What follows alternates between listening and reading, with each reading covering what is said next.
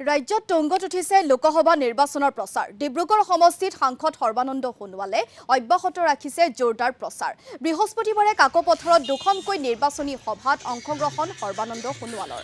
প্ৰচাৰৰ মাজতে বিৰোধী ঐক্যৰ প্ৰাৰ্থী লুৰিণজ্যোতি গগৈক তীব্ৰ সমালোচনা সোণোৱালৰ সৰ্বানন্দ সোণোৱালক সংগ দিলে ডিগবৈ বিধায়ক সুৰেন ফুকনে সভাত উপস্থিত ৰাইজক বিজেপিক ভোট দি জয়যুক্ত কৰিবলৈ আহ্বান জনালে সৰ্বানন্দ সোণোৱালে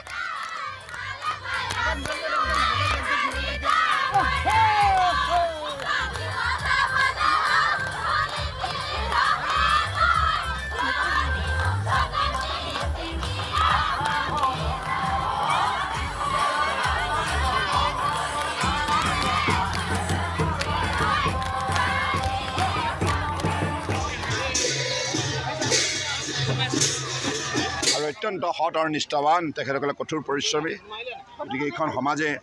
আৰম্ভণিৰ পৰাই এই অভাজনক সহায় কৰি আহিছে আৰু সুৰেন ফুকনকো বৰ মৰম কৰে ইয়াৰ স্থানীয় বিধায়ক গতিকে মোৰ দৃঢ় বিশ্বাস এই অঞ্চলৰ ৰাইজে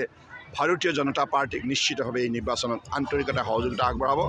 লক্ষ্য হ'ব যে কৈলাশপুৰত যিমান ৰাস্তা পদূলি দলং শিক্ষানুষ্ঠান ইয়াত কলেজো দৰকাৰ আছে আৰু ইয়াত কৃষ্টি সংস্কৃতি চৰ্চা কৰিবৰ কাৰণে ভাল কালচাৰেল চেণ্টাৰ আৰু ইয়াত অন্যান্য যিবিলাক মৌলিক সমস্যা আছে ৰাইজৰ এই সকলোবিলাক সমস্যা সমাধানৰ ক্ষেত্ৰত আগন্তুক দিনত